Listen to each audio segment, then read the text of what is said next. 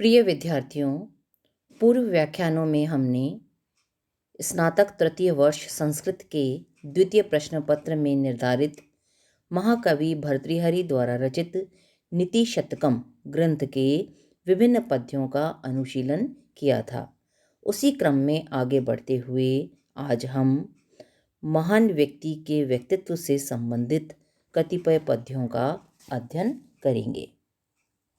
देखिए, प्रथम पद्य है आपका, मनसी वचसी काये पुण्य पीयूष पूर्णः त्रिभुवनम उपकार श्रेणी भी प्रीणयन्तः परगुण परम अणून पर्वतीकृत्य नित्यम निज हृदय विकसन्तः संति संतः कियन्तः। इसमें महापुरुषों की विरलता का वर्णन करते हुए कवि कहते हैं कि मनसी मन में, वचसी वाणी में, काये शरीर में, पुण्य पीयूष पूर्णः पुण्य रूपी अमृत से परिपूर्ण भरे हुए, उपकार श्रेणी भी उपकारों की परंपराओं से निरंतर उपकार करते रहने से, त्रिभुवनम तीनों लोकों को प्रीणयन्तः प्रसन्न करते हुए, परगुण परम अणुन दूसरों के अणुसदृश सूक्ष्म गुणों को भी पर्वतीकृत्य पर्वत के समान विशाल मानकर, निज हृदय अपने हृदय में नित्यम सदैव विकसन्तः प्रसन्न रहते हुए, हर्ष को प्राप्त करते हुए, संतः सज्जन व्यक्ति, कियन्तः संति कितने होते हैं। अर्थात मन, वाणी और शरीर में पुण्य रूपी अमृत से परिपूर्ण, निरंतर उपकार करते रहने से तीनों लोकों को प्रसन्न रखने वाले, दूसरों के स्वल्प गुणों को भी पर्वत सदृश विशाल मानकर अपने हृदय में सदैव प्रसन्न रहने वाले सज्जन इस संसार में कतिपय ही होते हैं, बिरले ही होते हैं। वस्तुतः कवि कहते हैं यहाँ पर कि मन, वाणी और शरीर से परोपकार करके पुण्य अर्जित करने वाले, अपने परोपकारी कार्यों से तीनों लोकों को आनंदित करने वाले, दूसरों के थोड़े छोटे छोटे गुणों को भी बढ़ाकर बताने वाले और अपने हृदय में सदैव प्रसन्न रहने वाले, हर स्थिति में सदैव प्रसन्नचित्त रहने वाले सज्जन व्यक्ति इस संसार में बहुत ही कठिनता से उपलब्ध होते हैं, क्योंकि इस तरह का आचरण करना बहुत कठिन होता है। वस्तुतः इस संसार में ऐसे व्यक्ति दुर्लभ हैं जो मन, वचन और शरीर से सदैव पुण्य संचित करने में, पुण्य कार्य करने में लगे रहते हैं। वस्तुतः संसार में देखा जाता है कि दूसरों की उन्नति से, सामान्य एक स्थिति है, सामान्य स्वभाव है व्यक्ति का कि दूसरों की उन्नति से दूसरे व्यक्ति के हृदय में कतिपय ईर्ष्या, असूया उत्पन्न तो होती है, लेकिन ऐसे महापुरुष जो दूसरों के कार्यों को, दूसरों की उन्नति को देखकर प्रसन्न हो, ऐसे वस्तुतः दुर्लभ ही होते हैं। स्पष्ट है। अगला देखिए, इतः स्वपिति केशवः कुलम इतः तदीय द्विषाम इतश्च शरणार्थीनां शिखरिणां गणः शेरते इतः अपि वडवानलः सह समस्त संवर्तकै अहो विततम ऊर्जितम भरसहम च सिंधो वपु। इसमें महान व्यक्ति की महत्ता का, उसकी विशाल हृदयता का वर्णन करते हुए कवि कहते हैं, वे यहाँ सागर का दृष्टांत उपस्थित करते हुए महान पुरुषों की विशाल चरित्र का, अवर्णनीय चरित्र का उल्लेख कर रहे हैं।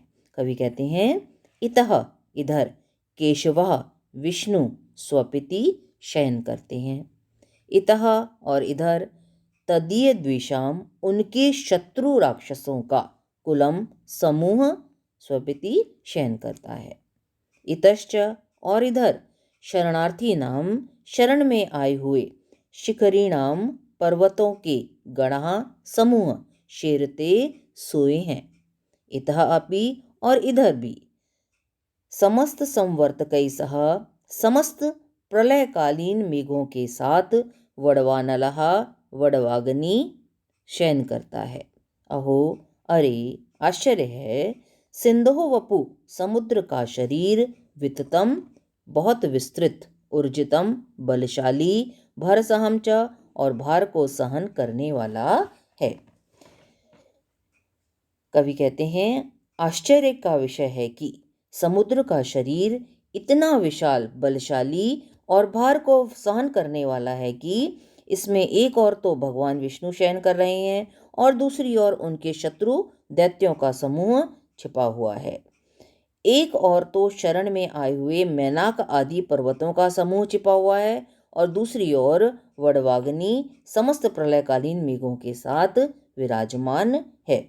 वस्तुतः सज्जन अपनी शरण में आए हुए व्यक्ति की सदैव रक्षा करते हैं। इसके लिए चाहे उन्हें स्वयं कितने ही कष्ट क्यों न उठाने पड़े, जैसे समुद्र भगवान विष्णु को, दैत्यों के समूह को, मैनाक आदि पर्वतों को, वड़वाग्नि को, प्रलयकालीन मेघों को, सभी को शरण देता है।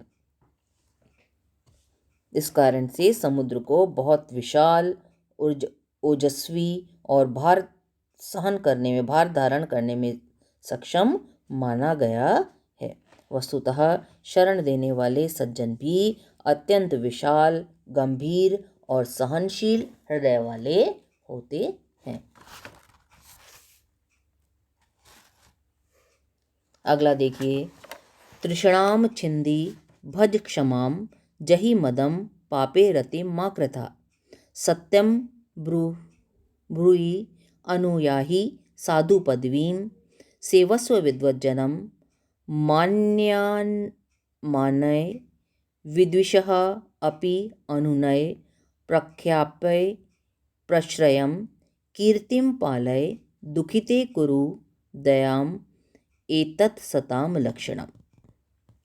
सज्जनों के आचरण का उल्लेख करते हुए कवि कहते हैं कि उनका आचरण सदैव अनुकरणीय होता है। सामान्य व्यक्तियों को सज्जनों के चरित्र का अनुसरण करना चाहिए। क्या कहते हैं वो देखिए, तृष्णा को, लालच को, लोभ को छिंदी नष्ट कर दो, समाप्त कर दो। क्षमाम भज, क्षमा का भजन करो, क्षमा को अपनाओ। मदम जही, मद को, घमंड को, गर्व को, मिथ्याभिमान को, जही ओहाक त्यागे धातु है आपकी यहाँ पर, नष्ट कर दो, छोड़ दो। पापे, पाप में, रतिम आसक्ति, माँ कृता मत करो। सत्यम ब्रूहि, सत्य बोलो। साधु पदवीम, सज्जनों की पद्धति का अनुयायी, अनुसरण करो। विद्वत जनम सेवस्व, विद्वत लोगों की सेवा करो। मान्यान मानय, आदरणीय व्यक्तियों का आदर करो। विद्विषः अपि, शत्रुओं को भी अनुनय, अपने अनुकूल बनाओ। प्रश्रयम, विनय को, प्रख्यापय, प्रकट करो। कीर्तिम पालय, कीर्ति की रक्षा करो। दुखिते, दुखी प्राणी पर दयाम करो, दया करो। एतत्, यह, सताम, सज्जनों का, लक्षण है, आचरण है, उनके प्रतीक चिन्ह है। हे मनुष्य, लालच को छोड़ दो, क्षमा या सहनशीलता को अपनाओ। घमंड का, मिथ्याभिमान का परित्याग कर दीजिए। पाप में आसक्ति मत करो। सदैव सत्य बोलो। सज्जनों के मार्ग का अनुसरण करो। विद्वानों की सेवा करो। पूज्य जनों का सम्मान करो। शत्रुओं को भी अपने अनुकूल बनाओ। अपने यश की रक्षा करो, बुरे काम मत करो जिससे अपयश हो आपका। और दुखी व्यक्तियों पर दया करो। वस्तुतः यह सज्जनों का आचरण होता है जो हमारे लिए अनुकरणीय है। तृष्णा, घमंड, पाप में आसक्ति आदि दुर्गुणों का वस्तुतः त्याग कर देना श्रेयस्कर होता है। इन दुर्गुणों को त्यागे बिना हम क्षमा, सत्य भाषण, सद्व्यवहार, विनम्रता आदि सद्गुणों को नहीं अपना सकते और सद्गुणों के बिना मनुष्य का जीवन कभी सफल नहीं हो सकता। इसलिए जीवन में आगे बढ़ने के लिए, सफल होने के लिए, अपने जीवन को सार्थक बनाने के लिए हमें दुर्गुणों का त्याग करके सद्गुणों का आश्रय लेना ही होगा। अगला पद्य देखिए। किम तेन हेमगिरिणा रजत अद्रिणा वा यत्र आश्रितः च तरवः तरवः ते एव मन्यामहे मलयम एव यद आश्रयेण कंकोल निम्ब कुटजा अपि चंदनः स्युः। इसमें कवि गुणवान व्यक्ति का उल्लेख करते हुए कहते हैं कि वे अपने आश्रय में आने वाले गुणहीन व्यक्तियों को भी गुणवान बना देते हैं। उदाहरण द्वारा कवि सिद्ध करते हैं, कहते हैं तेन उस हेमगिरिणा सुवर्ण पर्वत से, सुमेरु पर्वत से, रजत अद्रिणावा अथवा रजत या चांदी के पर्वत अर्थात कैलाश पर्वत से, किम क्या लाभ, यत्र च जहाँ पर, आश्रितः स्थित उसके आश्रय में रहने वाले, जहाँ पर स्थित, तरवः वृक्ष, ते तरवः एव वैसे ही वृक्ष रह गए, मलयम एव मलयाचल पर्वत को ही, मन्यामहे हम उचित मानते हैं, वास्तव में अच्छा पर्वत मानते हैं, यद आश्रयेण जिसके आश्रय में रहने वाले, जिस पर उगे हुए, कंकोल निम्ब कुटजा कंकोल नीम और कुटज के वृक्ष, अपि भी चंदनहास्यु चंदन सदृश हो गए। कवि कहते हैं कि उस स्वर्ण पर्वत अर्थात सुमेरु पर्वत से अथवा चांदी के पर्वत अर्थात कैलाश पर्वत से क्या लाभ, जिन पर उगे हुए वृक्ष साधारण वृक्ष ही रह गए। हम उस मलयाचल पर्वत को अधिक धन्य मानते हैं जिसका आश्रय लेने से कंकोल यानी दालचीनी के जो वृक्ष होते हैं, नीम और कुटज कुरैया के जो वृक्ष होते हैं, वे भी चंदन समान सुगंधित हो जाते हैं।